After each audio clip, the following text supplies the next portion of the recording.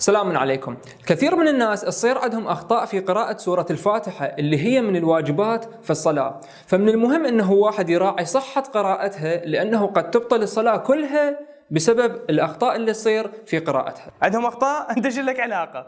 لاحق الناس حتى بصلاتهم عم يدعوهم رحم والديك. ايش بيك معوه؟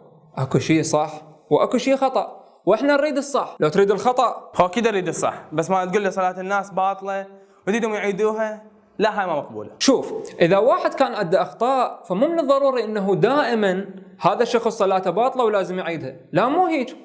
لأنه إذا راجع الرسالة العملية مال المرجع الأعلى راح يتبين أنه إذا واحد اعتقد أن قراءته صحيحة وبعدين تبين وعرف أنه قراءته كان بيها خطأ، فصلاته الماضية صحيحة. ماشي زين بربك، اكو واحد ما يعرف سورة الفاتحة لك حافظها احسن من نشيد الوطني، انت تسولف انت. أنا ما أقول ما يعرفوها، لا، الكثير من الناس يعرفوها، لكن أكو بعض الناس عندهم أخطاء في قراءتها.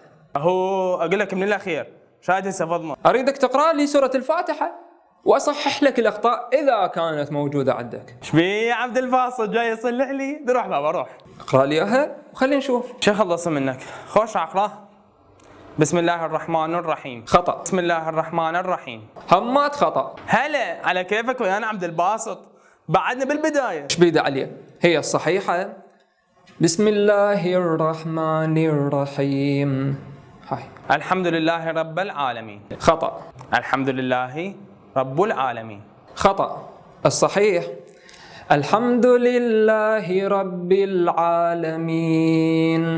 هذا. الرحمن الرحيم. عافية. عجبك أنا؟ لاش عبالك؟ كمل. مالكي يوم الدين.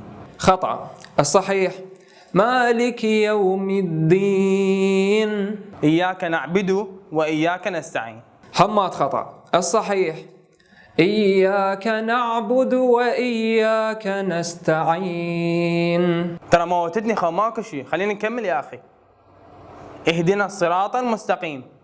صحيح كمل. صراط الذين أنعمت عليهم غير المغضوب عليهم ولا الضالين. همات خطأ.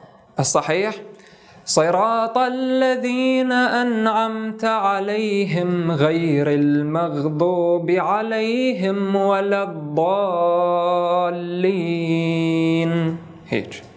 في نهاية الفيديو نسأل من الله أن يوفقنا لما فيه الخير والصلاح، ونسألكم الدعاء، وفي مال.